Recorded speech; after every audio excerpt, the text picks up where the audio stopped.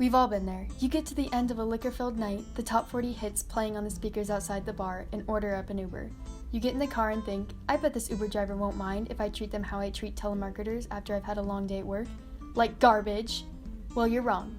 And I've interviewed 3 Uber and Lyft drivers to see exactly how they feel about the job.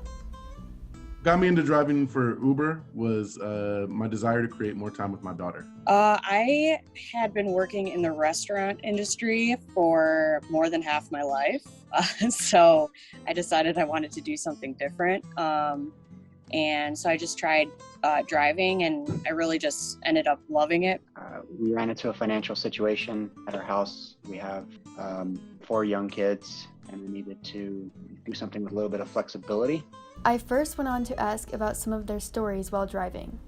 The funniest thing that has happened to me, Probably off the top of my head, it was around Halloween, and he was wearing a big space helmet, and he was stumbling in the middle of the road. So I was like, okay, this is definitely got to be my passenger.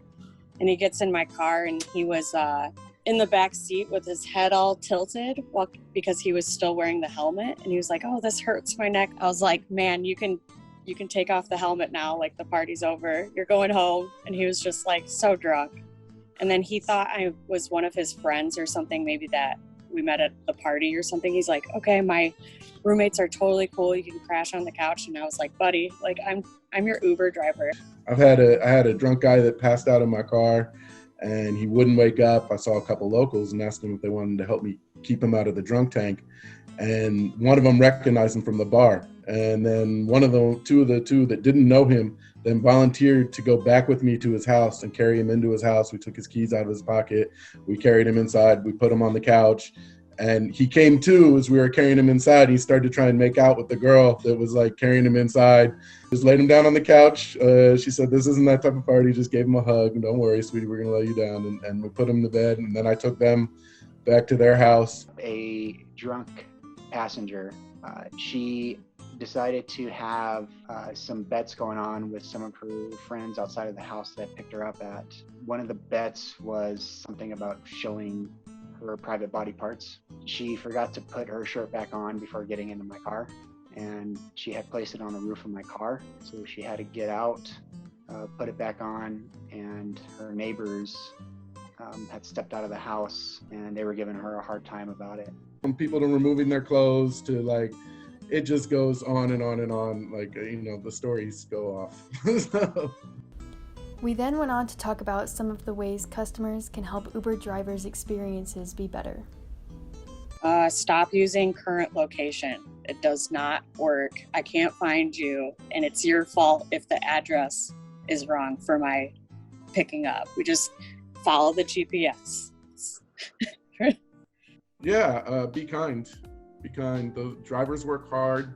Like I said, I'm a driver organizer now, and I talk to a lot of people. If there's a language issue, be very respectful and kind and work with that person. I talk to drivers from all cultures, and I have found that drivers who have language and communication issues with their passengers tend to have a more negative experience. The first and the biggest thing is understanding our pay. I understand from the passenger perspective how expensive Lyft can be.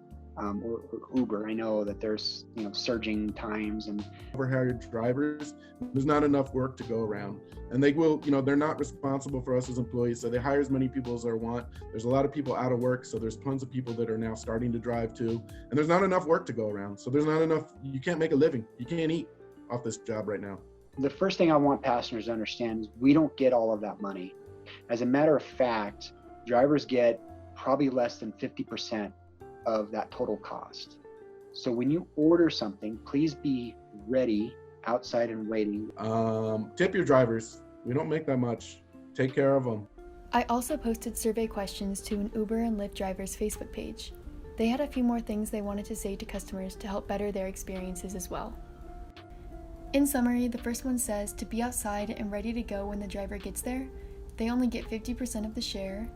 You don't need to finish that cigarette before hopping in the car. It stinks. Same for marijuana. And they hate wearing a mask just as much as you do. Just wear it and don't make them remind you to. The second one says, quote, be ready. Don't keep us waiting. It pisses us off. And wear your damn mask. And don't ask us to wait while you run into a pot shop to buy some weed. End quote. The third one says, quote, tip when you say you will, end quote. The fourth one reads, quote, your driver does not get paid the delivery fee you pay for ride/food. Most of that goes to corporate, so tips help us keep our heads above the water, end quote. The fifth one in summary says that making them wait makes it 1,000 times worse, and especially during COVID, they don't want to be touching your stuff. They're typically being paid 1/3 to 1/4 of what you're paying, and this job is exploitation, end quote. Take care of those people who will get you home safe and stay sober, so you can go out and have a good night. Appreciate that. The value of waking up in the morning is incredible. Overall, if you ride with Uber or Lyft, make sure to respect the driver and tip them the amount you say you will. Don't treat them like, well, garbage.